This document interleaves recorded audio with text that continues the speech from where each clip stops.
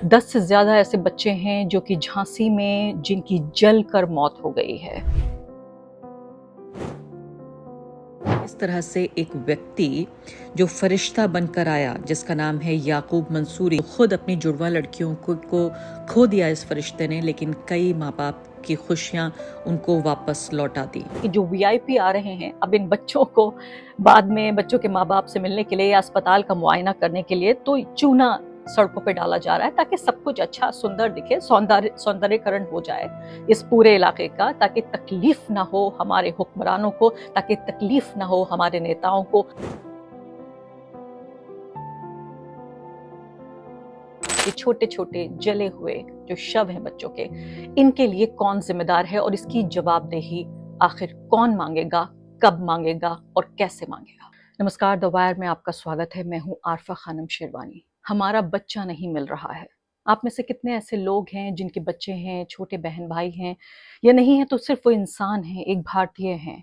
ऐसा कहना है एक माँ का और एक बाप का। नवजात बच्चे, छोटे पैदाशुदा बच्चे, कुछ ही घंटे के ये बच्चे, 10 से ज्यादा ऐसे बच्चे हैं जो कि झांसी में जिनकी जल कर मौत हो गई है।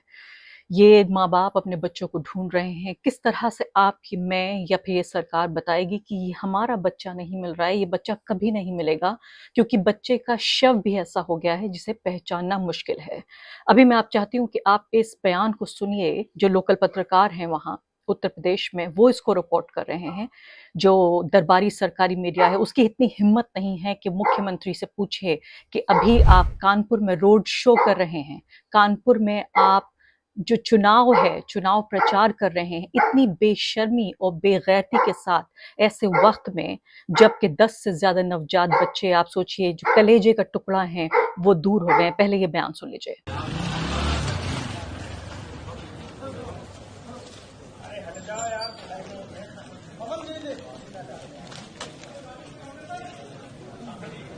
ये घटना झांसी के महारानी लक्ष्मीबाई मेडिकल कॉलेज की है, जहां 10 नहीं बल्कि 11 बच्चों की अब मौत बताई जा रही है।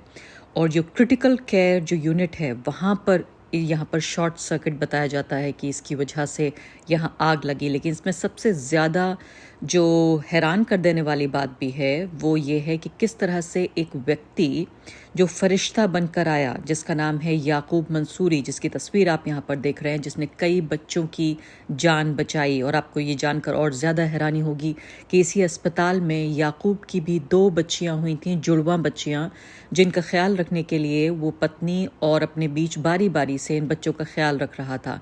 लेकिन जब इसने देखा, याकूब मंसूरी ने, कि जो आईसीयू है बच्चों का, वहाँ पर आग लगी है, तो खिड़की तोड़कर वो अंदर घुसा। 20 साल का है याकूब मंसूरी, और उसने बच्चों को वहाँ बचाया, कई बच्चों को वहाँ बचा लिया। लेकिन जिस खिड़की को तोड़कर वो अंदर घुसा था, वहाँ उसके बच्चे शामिल नहीं थे, यानी उसकी जो जुड़वा लड़कियाँ थीं वो वहाँ पर शामिल नहीं थीं, वो उन बच्चों में। तो खुद अपनी जुड़वा लड़कियों को खो दिया इस फरिश्ते ने, लेकिन कई माँ बाप की खुशियाँ उनको वापस लौटा दी।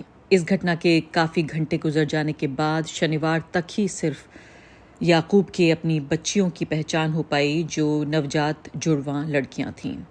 थोड़ी देर के लिए भी आपका बच्चा अगर खेलना चला जाए पार्क में, या स्कूल से आने में उसे देर हो जाए, या बरसात हो जाए, या ठंड का मौसम हो, तो आपका कलेजा बैठने लगता है, आपका दिल बैठने लगता है कि बच्चा हमारा ठीक तो है। जरा सा बुखार अगर बच्चे को हो जाए, खांसी बच्चे को हो जाए, तो आप दौड़े फिरते हैं लगातार, और आप डॉक्टर से डॉक्टर बदलते हैं कि हमारा बच्चा जल्द से जल्द ठीक हो जाए। ये वो माँ है, ये वो बाप है, वो माँ जिसने 9 महीने अपने बच्चे को अपनी कोख में रखा, और अब जब वाक़ई ये बारी आई कि वो खुशी का दिन देखती, सिर्फ़ उसकी बदकिस्मती ये थी कि उसके पास पैसा नहीं था। वो किसी प्राइवेट बड़े 5 सितारा 5 स्टार हॉस्पिटल में अपने बच्चे को नहीं रख सकती थी, वहाँ उसकी पैदाइश नहीं हो सकती थी। उसकी बदकिस्मती ये थी कि वो गरीब है और उसे सरकारी अस्पताल में ही जाना था। तो ये 15 नवंबर की घटना है। झांसी के मेडिकल कॉलेज में 10 नवजात बच्चे जलकर मर गए। मैं अपने प्रोड्यूसर से बोलूँगी कि ये जो तस्वीरें आप देख रहे हैं स्क्रीन पर, इनको पूरे तरीके से ब्लर कर दें। मैं नहीं चाहती कि जो ट्रॉमा है, ये दुख और तकलीफ है, आपका बच्चा नहीं है लेकिन तकलीफ तो आपको हो रही होगी, ये तस्वीरें आपके मन मस्तिष्क में बैठ जाएं, ये मैं बिल्कुल नहीं चाहती। अब आप सोचिए, 10 अगस्त 2017 को आपको याद होगा गोरखपुर का वो हादसा, या जिनमें बच्चों की हत्याएं हो गई थी। आपको याद है गोरखपुर का यह हादसा जिसमें शाहरुख खान ने अपनी फिल्म में भी इसको मेंशन किया था, जिसमें 60 से ज्यादा वो बच्चे थे, ऑक्सीजन की कमी से मारे गए थे। 2017 से लेकर 2024 आ गया है, कुछ भी नहीं बदला।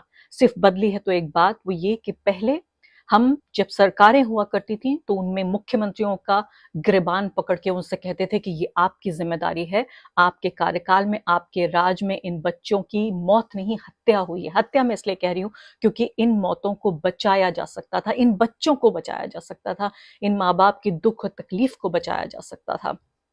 इतने सालों में 2017 से 2024 के बीच कुछ भी नहीं बदला। और आपको याद है कि डॉक्टर कफील को किस तरह से उन बच्चों को सिर्फ बचाने के लिए एक हीरो बन के, नायक बन के, क्यों वो उभरे थे, तो किस तरह से उनको जेल भेजा गया, जेल में उनके साथ कितनी यातनाएं दी गई, उनके ऊपर देशद्रोह के मुकदमे चलाए गए। मैं सोच रही हूँ कि झांसी में ऐसा कोई डॉक्टर नहीं है जो इन बच्चों को बचा लेता, ऐसा कोई डॉक्टर नहीं है, क्योंकि डॉक्टर कभी हिम्मत भी नहीं करेगा कि इस तरह का कोई कदम उठाए, फिर वो जेल जाए, फिर उसे यातनाएं भुगतनी पड़े। हम सब सिर्फ एक डरपोक समाज, हम सब सिर्फ एक डरपोक नागरिक के तौर पर पल रहे हैं, बढ़ रहे हैं, आगे भविष्य की तरफ देख रहे हैं। तो आप ये देखिए कि जो हमारी सरकारी मीडिया है वो क्या कर रहा है। मुख्यमंत्री की तस्वीर आप यहाँ पर देख सकते हैं कि कानपुर में वो, हाँ, उनके ऊपर फूलों की बरसात हो रही है और कानपुर में वो रोड शो कर रहे हैं। ये बाकायदा जो न्यूज एजेंसीज हैं ये इसको छाप रही हैं। एक तरफ आप देखिए कि वो रोड शो कर रहे हैं, दूसरी तरफ आप देखें कि यूपी का जो पवेलियन है ट्रेड फेयर में, भारत मंडपम में, उसका मुआयना कर रहे हैं। आदित्यनाथ की ये तस्वीर भी आप देख रहे हैं, आदित्यनाथ की वो तस्वीर भी आप देख रहे हैं। अभी ये देखना बाकी है कि आदित्यनाथ की जो हुकूमत है, जो उनकी सरकार है, वो इस मामले में क्या करती है। दो चीजें जरूर यहाँ पर भारत में मैं ये कहना चाहती हूँ बहुत दुख और तकलीफ के साथ, कि इंसानी जान की कोई कीमत नहीं है। भारत में इंसान की जान की कोई कीमत नहीं है। सबसे सस्ता अगर है वो है गरीब की जान, सबसे सस्ता है तो वो है गरीब का माल। तो ये सबसे महत्वपूर्ण बात मैं आपसे कहना चाहती हूँ कि एक तरफ मुख्यमंत्री रोड शो कर रहे हैं, दूसरी तरफ बच्चे, 10 नवजात बच्चे। आपने सुना है पूरी दुनिया में कहीं इस तरह का कोई घटनाक्रम हुआ हो और पूरा सिस्टम ना हिल गया हो? दूसरी बड़ी बात आप ये देखिए कि अभी भी वो अल्फाज नहीं मिल रहे हैं, वो शब्द नहीं मिल रहे हैं, वो शब्दावली नहीं है मीडिया के पास जिसमें वो पूछ सके। मैं सोच रही थी कि कुछ ही दिनों पहले आपने देखा था पश्चिम बंगाल में जो बहुत ही जघन्य अपराध हुआ था, महिला के साथ बलात्कार हुआ था और उसकी हत्या कर दी गई थी। उसके बाद अभी भी हालात नॉर्मल नहीं पहुंचे और मुझे इस बात को लेकर गर्व होता है कि एक ऐसा देश का एक हिस्सा भी है। वायर पर आप ये देखिए दर्जनों आर्टिकल्स, हमारे ऊपर आरोप ये लगाया जाता है कि हम विपक्ष के साथ खड़े हुए हैं, हम सिर्फ मोदी सरकार और बीजेपी की आलोचना करते हैं। दर्जनों आर्टिकल द वायर ने छापे सिर्फ इसी मुद्दे पर, पश्चिम बंगाल में महिला के साथ हुई ज्यादती और हत्या के सबब। मुख्यमंत्री जो ममता बनर्जी हैं उनका गिरबान पकड़कर उनके ऊपर जिस तरह से आरोप लगाया गया, उनका इस्तीफा मांगा गया और सही मांगा गया, लेकिन यहाँ पर एक शब्द आगे नहीं बोला जा रहा है।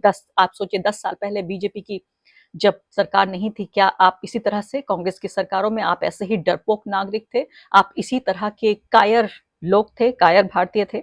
उपचुनाव की तैयारी हो रही, अब मैं यही सोच रही हूँ कि जितने गरीब ये लोग हैं, क्या वाकई इन गरीबों की आवाज जिस कटेंगे बटेंगे तो कटेंगे की इस पूरी, मैं कहूंगी, हाहाकार और ललकार में, ये कौन से लोग हैं? ये कब बट रहे थे जो अब कट रहे हैं?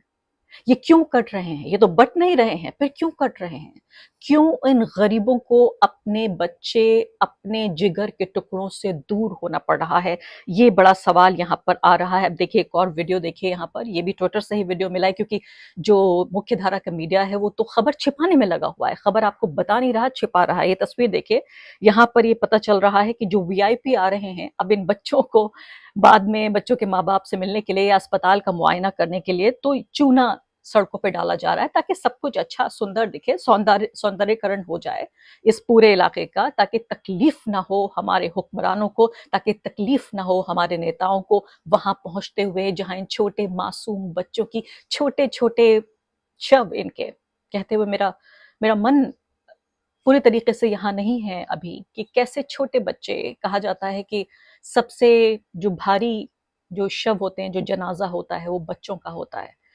जो उठाया नहीं जाता। जितना छोटा बच्चा उतना ज़्यादा मन को तकलीफ, इन बच्चों को बाहर निकलना था, दुनिया में आना था, अपना पूरा पोटेंशियल इनको देखना था। न जाने इनमें से कोई डॉक्टर बनता, कोई इंजीनियर बनता, अपने माँ बाप की तकदीर बदल देता, कुछ भी नहीं करता तो कम से कम अपने माँ बाप का जिगर का टुकड़ा तो ये बनता। अब यहाँ पर आप देखिए कि चूना डाला जा रहा है ताकि अच्छे तरीके से सौंदर्यकरण हो सके। अब यहाँ सवाल ये पैदा हो रहा है कि जो 60 बच्चे ऑक्सीजन की कमी से मारे गए, कितने लोगों को सजा मिली इस बात की, ये मैं आपसे पूछना चाहती हूँ। और इसी के ऊपर ये बात निर्भर करेगी कि अब जो ये 10 बच्चे, ये छोटे छोटे जले हुए जो शव हैं बच्चों के, इनके लिए कौन जिम्मेदार है और इसकी जवाबदेही आखिर कौन मांगेगा, कब मांगेगा और कैसे मांगेगा।